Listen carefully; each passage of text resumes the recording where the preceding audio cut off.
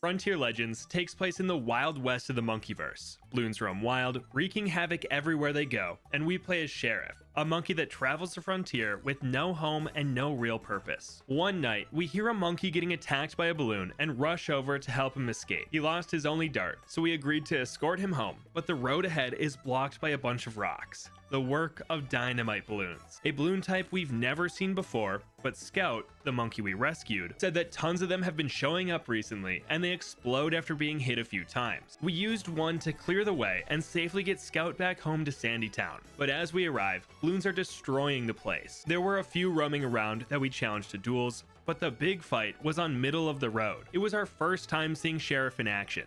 He has a pistol that shoots darts similar to a Desperado, launching a burst of 6 darts, then has a longer cooldown before bursting again. It was looking like he'd be able to solo this fight until reinforcements came. Every few rounds, we'd get this alert and dynamite balloons would show up. Not only do they explode when low on health, but they have 30 HP and their explosions stun nearby monkeys, making it difficult to place towers near the track. And when you do pop them, 2 black balloons and 3 regrow reds come rushing out. The funny thing is, the explosion also deals 1 damage to nearby balloons, which can be tricky with regrows. By the end of the fight, we learn to use Sheriff's Giddy Up ability anytime reinforcements come. This doubles the attack speed of himself and every monkey in his range, but drains his stamina bar. And when it's empty, we can't use the ability, similar to the Magus Perfectus's mana.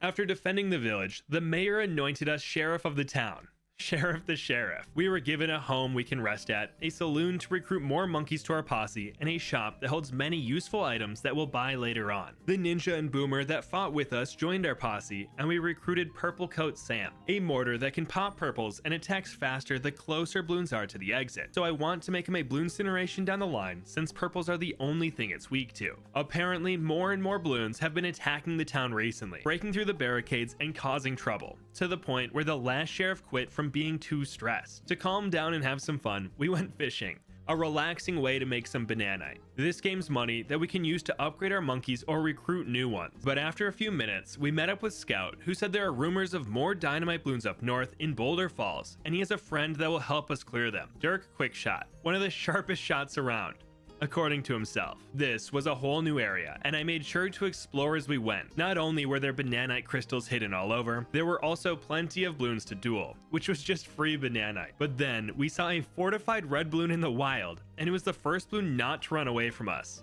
Instead, it charged right in for battle. The slider still went slow, but it took 2 shots to take down.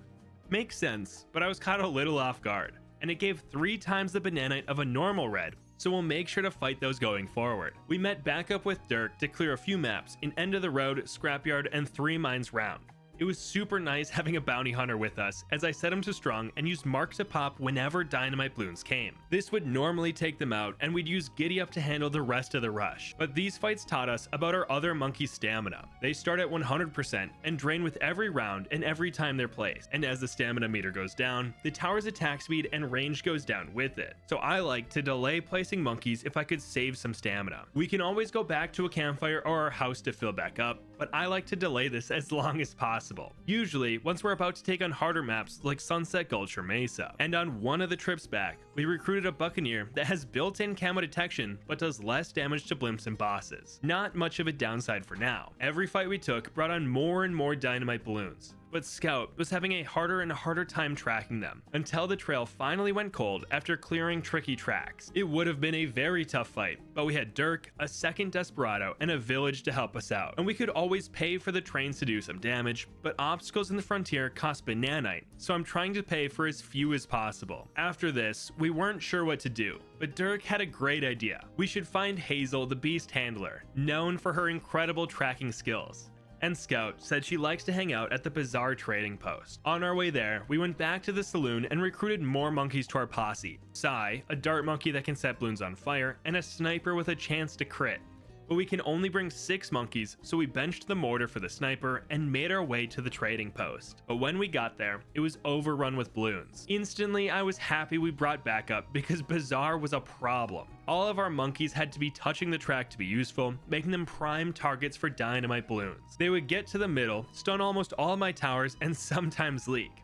I even had to upgrade the dart to a triple shot for a bit more oomph. This was getting us through, until Aura Bloons joined the fight. They have 40 health and give a 35% speed boost to any Bloon close to them, which made the last rush a nightmare to deal with. Fast Regrow Zebras and Lead Bloons were tricky to take out and a ton leaked, but we managed to win with 6 lives remaining. The only other fight here was on Resort, one of the easiest maps in the game. I thought it'd be a piece of cake, so I slowly placed the monkeys to manage their stamina, but round 17 was too much. The dynamites got some stuns off, and my buck was attacking too slow. Even with buying Grape Shot, he couldn't keep up with the regrows, giving us our first loss. I wasn't sure what would happen here, but we just got sent back to the nearest campfire and lost 20% of our bananite. It's a bummer, but we got all of our lives and stamina back. And we learned even easy maps can be tough with the new Bloons and being low on energy. Going into it fully rested was a different game though. Sure, I placed my entire posse, but we barely leaked. And that was with Aura Bloons being amazing on this map as they sped everything up for the entire small square and anytime they overlapped Bloons later on. But beating them back made the trading post safe again. And we learned that Hazel headed over to Sulphur Springs not too long ago, just south of Sandytown. So we fully rested and met up with Hazel. She was following Aura Bloons, but once we told her about our dynamite problem, she agreed to help, sniffed the air, and started tracking them, bringing us to a fight on stream bed. Just like Dirk, Hazel joined us in the fights. She's a beast handler that pops Bloons with her golden eagle, though she wasn't always placed in the best spots. Quickly, it became clear that camo Bloons were our biggest problem, specifically camo leads. So I made the triple shot a 0-3-2 and the buck a 2-2-0 in the next fight on spa pits, so they shouldn't be too difficult. But this was a whole new area to explore. There were plenty of duels and crystals to be found, but my favorite was finding a lava-filled cave with a chest full of bananite. I left once I saw a pink Bloon because I didn't want to lose a duel, and I thought this might be a part of the main story later on. We got up to $3,000 before resting up and fighting on Sulphur Springs. Here, we had to go all the way to round 31, but I took off the sniper and went back to the mortar. Not only is this map good for it, but I could feel its impact more, especially with dynamite Bloons being weak to explosives. But this win gave us the space needed to let Hazel track the Bloons, and it led us to an underground cave, different from the lava one I found earlier. I was excited to explore, especially since I found a ton of bananite quickly, but the cave was so large, I figured the story would take us through most of it. So I went back for the first fight. The only thing was it was on underground, meaning I couldn't use my best tower, the Buccaneer. I thought we had enough stamina, coming in with about 90% on every tower, but we had to beat rounds 13 through 42. Luckily, we had a Jungle Drums village to help out and 6 grand to work with, so I upgraded the boomer to a 302, and we actually did pretty well. But in the late 30s, the camo leads caught up to us and our boomer ran out of stamina, so we had to leave the fight early. What I didn't know at the time was the higher tier your monkey is, the more stamina it uses per round, which I get, but I'm not the biggest fan of. At the time, stamina was a huge obstacle to work around that many players didn't like, since it felt like we had to go to a campfire after every fight to get back to full strength. But since then, Ninja Kiwi has balanced it out to drain much slower and refill faster. So I'm going to be skipping most of my campfires since you don't have to go back as often anymore. That being said, it did drive the next hour of gameplay. I needed to refill, but didn't want to go backwards, so I ventured forth into the unknown. I found some bananite and we won a couple duels before finding an exit that led to the sunken desert. It turns out to be a very difficult area with Bloons all over the place, including a Moab, but we found a campfire and fast traveled home. We fully rested and bought a few things from Geraldo's shop: the great fishing rod, ghost trail, and a key, so we can catch better fish. Bloons take longer to notice us, and we can open a chest. Naturally, I went back to the sunken desert and explored, taking on any Bloon I saw, and we had our first duel lost to a pink. It was actually pretty embarrassing because I clicked way too soon. In early access, I lost a duel to a pink Bloon because I wasn't ready for how fast the slider was, and here I completely overcompensated. So we lost 200 bananite and some stamina that I just went and refilled. Oops. But I bounced back. We threw on the slime cube as our pet and dove back into the cave, exploring every square inch of that place. And we even started dueling Moabs. I wasn't sure what to expect, but boy was it worth it. Their slider is medium speed and it took 7 shots to pop. But if we won, we got 400 bananite, a jar of cookies that restore stamina, and a health potion. So I made sure to fight them anytime I could. This got us up to $8,300, so I upgraded Sheriff with extra damage and decreased the cooldown on size stun. And with that, we went back to the underground fight. Still unable to use our buck, camo leads were a huge issue.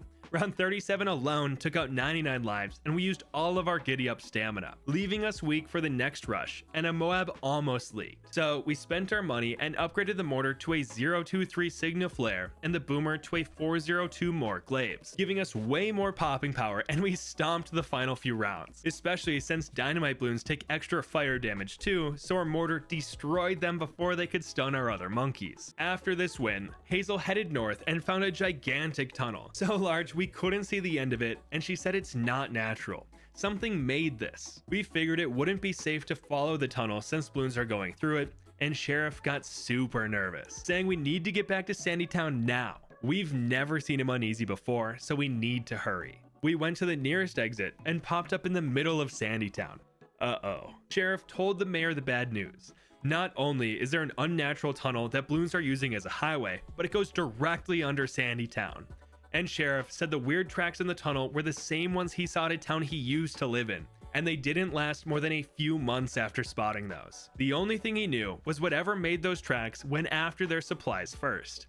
And Scout said someone in the saloon mentioned supply raids in Oak Valley recently, so we headed east to see if they're related. The quickest way there was through Wagon's Way, a path that overlooked the sunken desert and had a couple chests, and we found something important in one of them, the boomerang pistol. But more on that later. For now, we met up with Devina, a druid in training. On the way to the farm in Furlong Fields, she explained that they've been having trouble in the area, and it seems to be coming from the ancient forest. It hasn't been dynamite or aura balloons though. No, it's been ringleader balloons who whip up strong winds that protect them and nearby balloons like a shield. But her hope is that if we can clear the ancient forest, the Great Oak Village will be safe again. On our way there, a farm was under attack. It looks like they are going after the food supply. Our first fight was on In the Loop, and Devina was a jungle's bounty, helping us out with her global vines. Between her, Sheriff, and our signal flare, we were able to hold off the balloons until round 27. This was our first time running into the new balloon type, and they got way further than anything else this run, even though we put down our dart monkey to help out. The reason was, after you pop them, they break into 3 rainbows, and we needed more monkeys to handle all that. But after this fight, we swapped out our dart for a new boomer, whose legendary talent is Fang. He has a 65% chance for his projectiles to produce ricocheting blades, so I figured if we made him a permacharge, he might also be a pseudo glaive ricochet.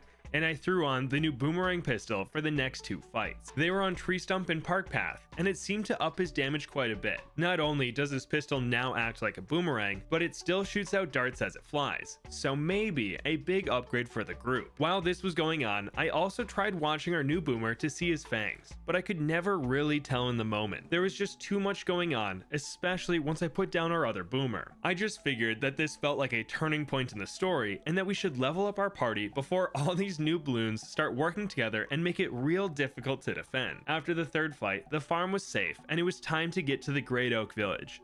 But I saw a ladder up north and had to explore. I think the game bugged out a bit because I got 2 loading screens and appeared in the cave under Sulphur Springs. Luckily, these 2 are connected, and the glowing mission path guided me out after a few duels and a couple bananite crystals. It's good to know that the tunnel extends all the way here though. We made our way to the village and completely ignored the main story. We were finally at a peaceful point. We were just supposed to meet up with Devina and Scout, but I decided to clear the entire area instead. I thought it'd be a small spot like Sandytown, but this place was huge.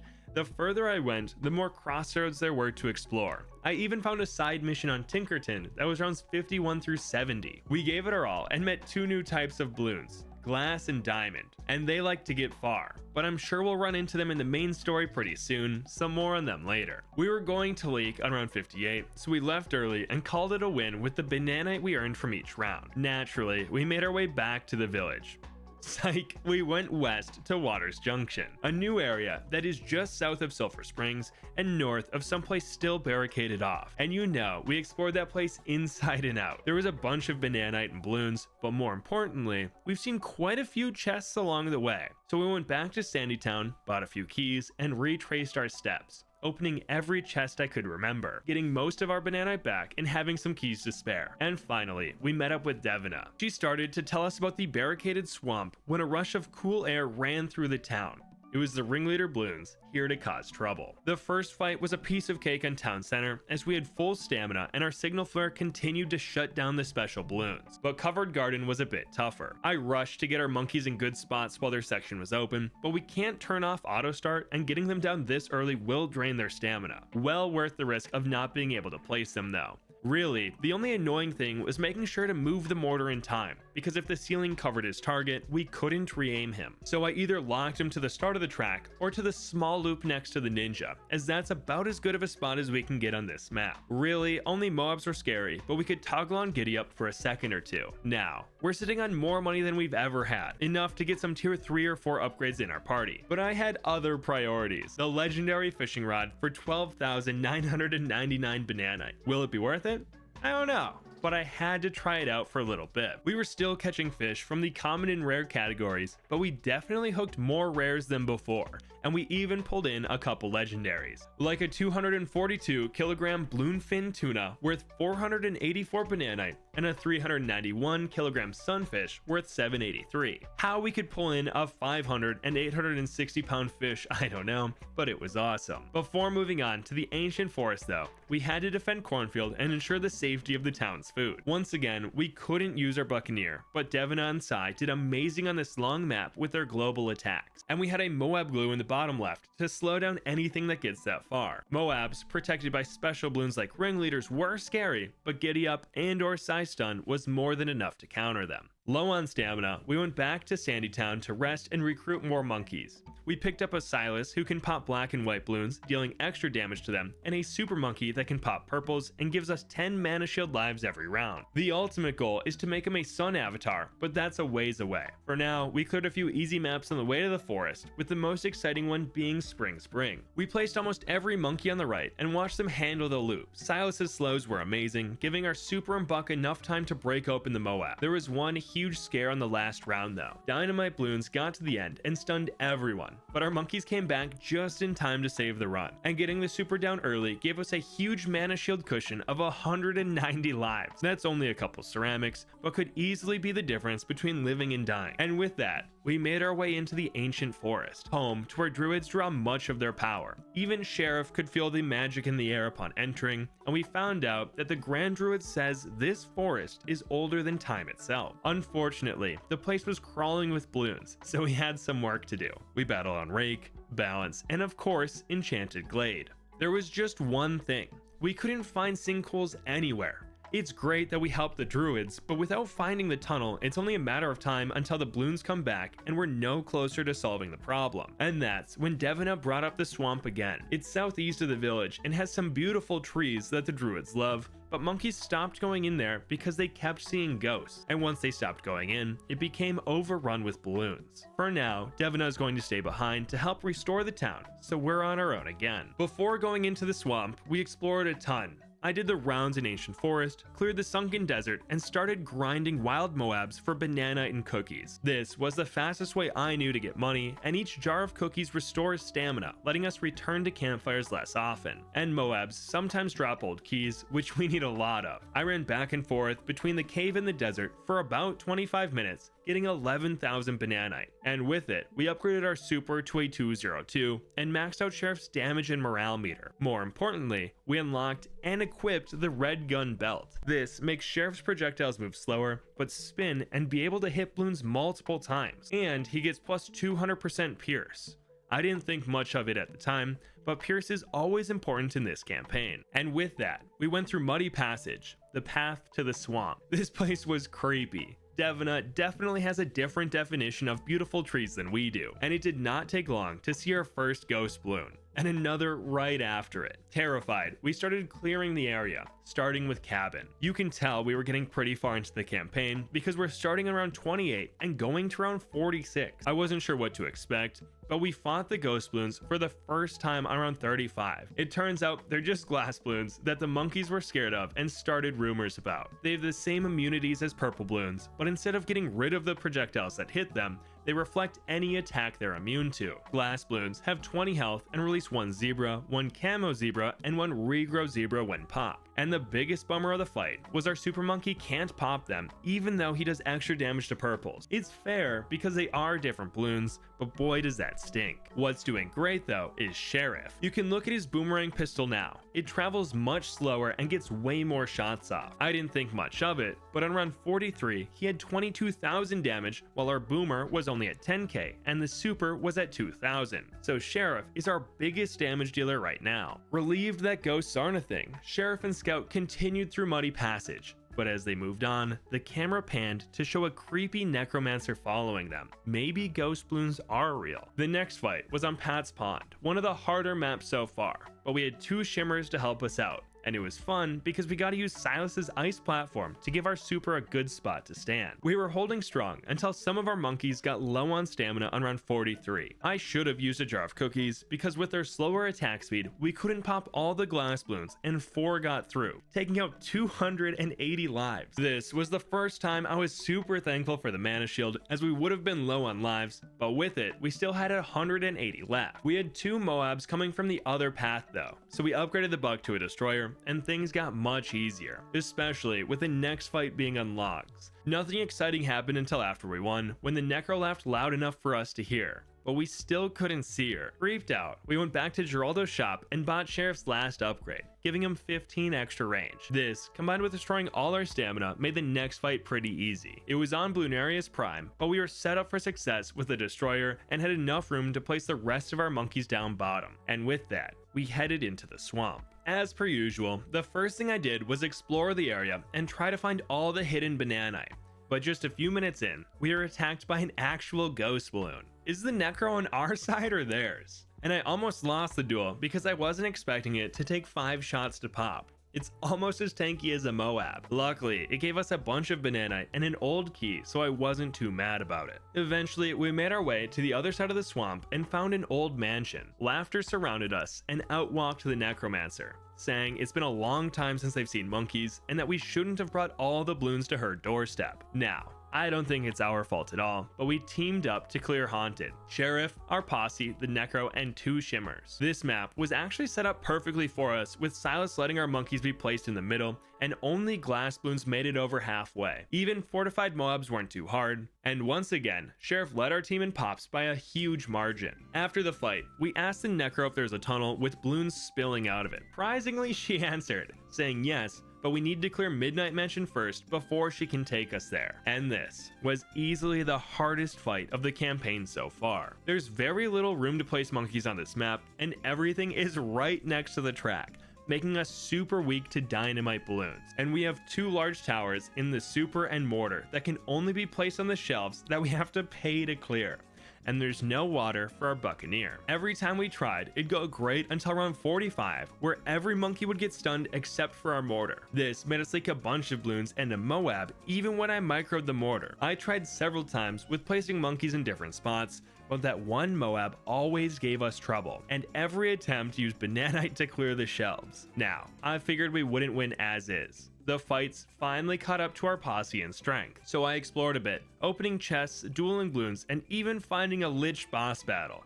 Though, that one is a bit tough for us right now, and I went back once I had the money to upgrade our mortar to a Shattering Shells. The entire swamp, I was trying to save up for the Sun Avatar, but desperate times call for drastic measures. This extra damage and finding spots to keep Silas and Sai unstunned on 46 let us break open the Moab with time to pop the insides. And the rest of our monkeys came back in time to pop everything else. We cleared the rest of the swamp with a few more fights, the last of which was unencrypted. The map was great for us as we won, even though we needed to beat through round 64. But after this, the necromancer showed us the cave she was talking about. Inside, we found a gravestone marked Styx, the savior of the town of Midnight, a town that neither of us had ever heard of. And after a bit of searching, we found the tunnel we'd been looking for. When Scout was taking notes, he asked Sheriff exactly what happened to his old home. It was his first time Sheriff ever talked about it, and he said he wasn't there to see it, but he did hear it. The ground shook, there was a roar, then the earth just opened up, like a mouth swallowing everything above it. And sharing this was somehow therapeutic. Sheriff replayed that over and over in his mind while alone in the frontier, but talking about it to someone helped a lot. Right as this ended, the Necro jump scared us, disappeared, and left behind a note saying, "Thanks, that was fun. Styx." So she's the hero that saved the town of Midnight, and we actually saw a real ghost. But based on the tunnels we've seen, Scout says we should check the coast next. We went southwest from the swamp to Ridgefall and ran into Dirk and the mayor of all people. Mr. Mayor wanted to visit his vacation home that he hasn't been to in months, and he hired Dirk to escort him there. I was excited to have Dirk help us out again, but somehow the mayor locked himself inside his house and asked Dirk to help get him out. They said they'd catch up and that we should go ahead. We kept going west, traveling to a new area, Mountain's End, that had plenty of bananite, duels, and chests. But we didn't have a true fight until we made it to the coast. This area was huge, and I explored for a long time before running back into Scout, and we both saw a mermonkey. Thought to just be a myth, it was standing just offshore before disappearing. In its wake, we defended the coast and even had one help us out at the back of the track. But then we ran into my nemesis, Retribution Bloons. They have an incredible 100 health, and every time they take 5 instances of damage, they stun the attacker for 1.5 seconds, and additionally stun the tower that dealt the finishing blow for 6 seconds. So no matter where you place your monkeys, there are plenty of stuns to go around, and when popped, they release 4 yellow balloons and 2 purples. If something got through, it was because of these new balloons. Aside from this though, our monkeys were working well together. The shattering shells would get rid of the fortified Moabs that were getting common. The Destroyer and Super Monkey could handle the Bloom players. Sheriff and the Boomer dealt with the dense packs of balloons, and Psy would clean up whatever got through. We weren't dominating though. It felt like we had just enough popping power to get by the final rush every time if we used Giddy Up. After clearing the coast, we used Mr. Mayor's old ship to go to the Spice Islands, a place Scout had only heard of. But when we got there, it was under attack. If we don't step in and help, this place will become just a story. Every fight, we had a mermonkey helping us out, but there was one that kept running away every time we tried talking to him. He said there's no use in chasing him, but if the tunnel is underwater, he's the only one that would be able to find it. We have to get his help. We explored the island, fighting the balloons back as we went, and after a couple fights, we had 20,000 bananite, something I'd been saving for a long time, because this gives us the Sun Avatar. A huge jump in DPS, especially since he can pop purples. The only downside will be glass balloons, but he already couldn't damage them, so we shouldn't notice a difference there. And it was right after this that we caught up to the mermonkey on Lotus Island. He was getting overrun with balloons, and we rushed in to help. It was during this time that I was experimenting with Sheriff Slodo, since we unlocked quite a few new items. Here, we had on futuristic spectacles that give every monkey in his range camo detection, and he's attacking with a marshmallow stick, which essentially glues balloons and deals fire damage to them. An interesting weapon. Early on, we lost our buck and mermonkey to the closing eye and had to defend with the rest of our posse. Luckily, this map is laid out pretty well for us as we can put all our monkeys near the eye, but even with this, the last couple rounds got spicy. Those Retribution balloons just stunned everything for so long that we barely had time to pop the Moabs. But it was this win that earned us enough time with the mermonkey to learn that his name is Kai and to ask him about the tunnel. He was a bit shook we weren't just looking for his home like everyone else, and after a pause, he told us there's a tunnel. It appeared not long ago, the ground tremors followed, and the balloons have increased in number ever since. But if he shows us, we have to keep the location a secret. We took the deal, and he brought us to Sunken Column. Here, I finally settled on our equipment. We're sticking with the red gun belt boomerang pistol combo that kept Sheriff at the top DPS spot, while changing his hat to the spectacles to make sure everything can see camos. That way, we don't have to rely on the mortar to decamo everything, as stuns can make it unreliable. We climbed the cliffs with Scout and Kai, only to find more balloons. There were so many that Kai asked us to clean up the surface while he checked in on the other mermonkeys. We had to beat 2 advanced maps, in Peninsula and Sunken Columns, but we had a few mermonkeys to help us out with both. But here, something unexpected happened. We had to beat through round 59, and DDTs showed up. And if that wasn't enough, they had several special balloons escorting them, like ringleaders and glass balloons. Luckily, all of our monkeys can damage them, but this layering did cause us to leak a glass, which does worry me going forward. Because of this, we will be keeping on Sheriff's camo spectacles. On Sunken Columns, we had to beat through round 60, but there were no DDTs. At the end, there were just a ton of Retribution balloons and BFBs, which still got really far with the stuns, but the BFBs moved slow enough that we could pop them. If DDTs ever pair up with Retributions, we'll be in trouble. But with this win, Kai met back up with us and brought us to his home.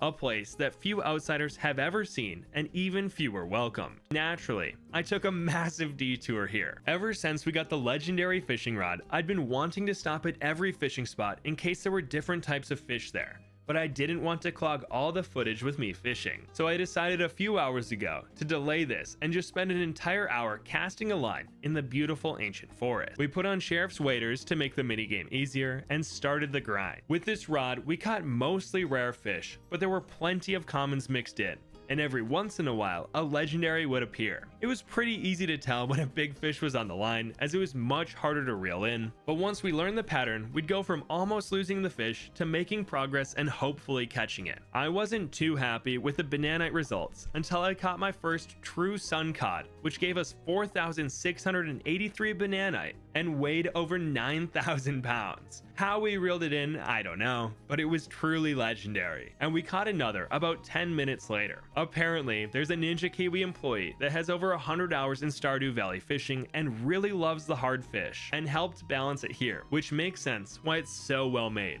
I had a great time, but after an hour, I was ready to go back to Sunken Columns, and I had something in store for the balloons. We made our way to the secret Mermonkey Cave and battled on Luminous Cove, placing our new carrier flagship first, which not only ups our DPS, but also gives us 2 more spots for land monkeys on maps like this. Unsurprisingly, our flagship crushed. The only time he'd go down was when popping retribution balloons, but the fire damage from the grapes deal 9 damage every half second, so this guy could take out waves of them by setting them on fire twice, and our other monkeys can stall while he's down. This made the fight pretty easy, but it was still fun defending with 6 mermonkeys at our side. After winning, Kai brought us just a few feet to the left and showed us the tunnel, obnoxiously close to his home.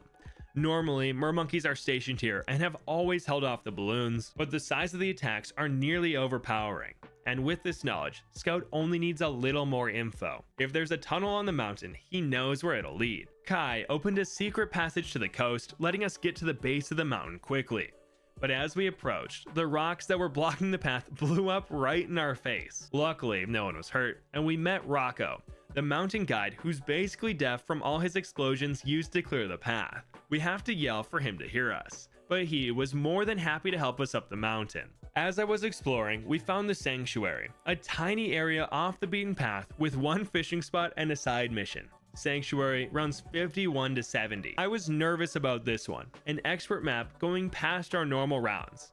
And look at that, we ran back into diamond balloons. They have 100 health, but reduce the damage taken from every shot down to 1, so it takes 100 hits to pop them. They also reduce the pierce of projectiles that hit it by 5, so it's pretty hard to hit them all. And when you pop them, a fortified ceramic comes out. They weren't bad on their own, but when you layer them on top of aura and retribution balloons, we can have a tough time. Extra speed, tons of stuns, and lots of health. And on round 70, we faced a DDT, fortified BFB, and our first ZOMG. Luckily, they came one at a time, but that ZOMG still pierce capped us for a sec, so layered balloons will be tough with it. But this win gave us 4,000 bananite. I'll make sure to do more side missions in the future, as that's a nice reward. We fought to the top of Frozen Peak, respectfully dumpstering the balloons. We only had to go to the low 60s in rounds, probably to get used to the diamond balloons, and our monkeys were more than strong enough, even on maps like Moon Landing and Alpine Run, where we couldn't use the carrier flagship. Though, we have been slowly upgrading Sai, as a level 5 hero is pretty weak right now, but if we can get them to 10 or higher, they'll be one of our best monkeys, and we upgraded our Fanged Boomer to a turbocharge to help with large rushes. It was after this fight that Rocco mentioned how the recent tremors have caused way more rubble to clog up the mountain.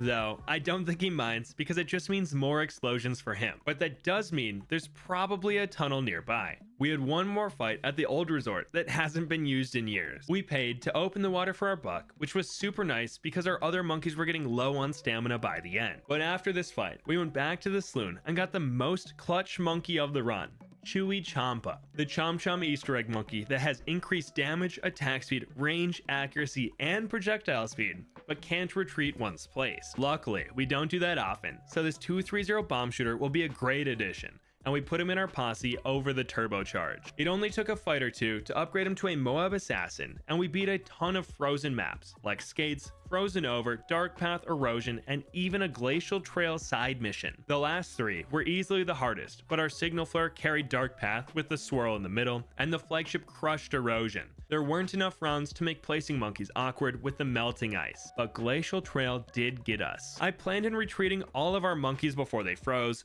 but the Apocalypse style rounds caught me off guard. They froze out of nowhere, so we exited, restored our stamina, and picked up rounds 60 through 70, upgrading Psy to level 10 on round 62, and unlocking their Psionic Scream. Kind of a cheesy way to win, but we popped the ZOMG at the end and got that sweet 4k Bananite. And here, we went up to Windy Pass, my favorite spot in the whole game, because in the background was the Great Oak Village and Muddy Passage, a super cool view to look down on and get a grasp of where the mountain is in relation to everything else. After taking in the view, we followed Rocco across Glacial Trail, where he blew up some rocks and uncovered a tunnel, exactly what we were looking for.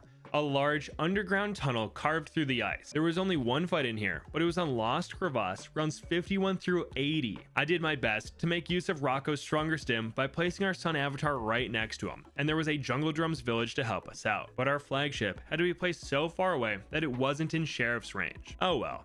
There were plenty of ZOMGs that came in the late 70s, but the Bloons moved slower on this map and there weren't many Retribution Bloons, so we actually handled them pretty well. Scout took his final notes on the tunnel and told us to meet him in Sandytown once he's put everything together. Before talking to him though, I put on Sheriff's new Golden Gun belt, making his attacks worse, but it does increase his range by a lot, so we can hopefully place our monkeys anywhere and still get the camo detection and morale boosts. With this extra range, we went back to the Sodden Fields, an offshoot of the swamp that had 2 side missions, one on Muddy Puddles and one on Bloody Puddles. They were way too difficult for us before, but with our new upgrades, we have a chance. Sheriff's extra range covered like half the map, and we were able to place everything in its radius. Even with this, Muddles was pretty tough, and we had to be on top of using Giddy Up. Whether it was Retribution Bloons or just a combination of other specials, we were constantly close to leaking, but we made our way through, and somehow Bloodles went better than Muddy Puddles. Maybe the rounds were easier, or our monkeys were better suited for the Bloons being split up like this. I don't know, but each one gave us 4,000 Bananite, which was enough to upgrade our Chom Chom Tower to a Moab Eliminator. Now, there's only one thing to do: meet up with Scout and the mayor in Sandytown. Apparently, it took Dirk 2 days to get the mayor's beach house door open, but they safely made it back here. Scout shared that the tunnel looks like it'll continue going north to the temple beyond Sunset Gulch.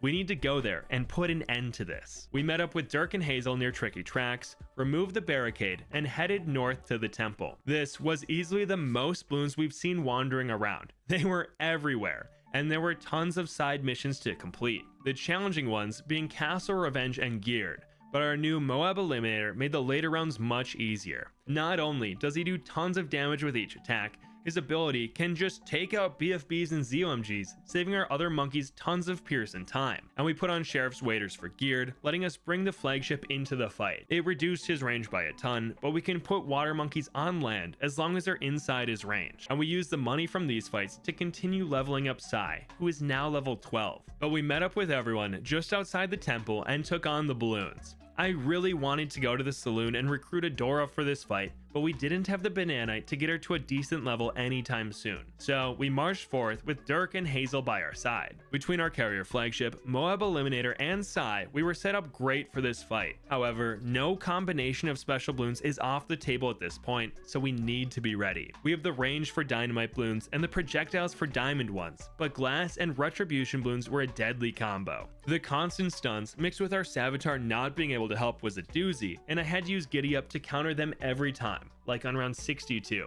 But this jump in difficulty, even in the lower rounds, let us know we were near the source. And with this win, we all headed into the temple. Only a few monkeys have ever seen the inside of one before. We were greeted with 2 floating sun avatar heads and instantly saw that the tunnel did lead here. I walked around the path, and in the back were 5 unopened chests, awarding 6,000 Bananite and a golden hat. Equipping this gives Sheriff and the monkeys inside his radius a 1 in 1,000 chance to call upon the sun god to smite Bloons for 100 times damage. But I liked my camo spectacles better, so we left them on and went to the center of the room. A battle on Chutes. I never knew Chutes was the inside of Adora's temple, but before I could get my head around that lore drop, we were greeted with something way better. A brand new boss called Diamondback. I had no idea this was in the game, and I'm so happy I didn't see it coming. I just assumed we'd fight Dreadbloon at the end because he's known for drilling tunnels. But Diamondback works much differently than any other boss. He's made up of a head, several body segments, and a tail. Any attack that hits the head gets their pierce reduced to 0, so you have to target the back of him. You can hit any part of the body, as each segment is counted as a separate bloon and can be independently damaged, but all of them share the single health bar up top. And every time we reach a skull, Diamondback sheds one of his body segments in order to spawn a large wave, which always includes diamond bloons. Unfortunately, I didn't know any of this. We were going in blind, but we had our saving grace. Chewy Champa. Every time we used his ability, we took out an entire skull, flying through his health bar, but then I noticed two things. The first was the star up top, meaning this is only a tier 1 fight. Are we going to have to fight all 5 tiers? Can we take that on? And will it all happen here on Shoots? And the second was around 51 when reinforcements came on the other side of the map. I was nervous about having to defend both sides from special balloons, but we moved our mortar over there, activated Giddy Up, and our Buck and Sai helped out. And on round 52, we beat the first tier of Diamondback. But as we left the fight, he ran away down the tunnel, the one that leads to Sandy Town. So we sent Dirk and Hazel back home in case Diamondback gets there quickly, while Scout and Sheriff went to cut it off at the mountain. We rushed to Lost Crevasse, where Rocco and Kai were waiting to help out.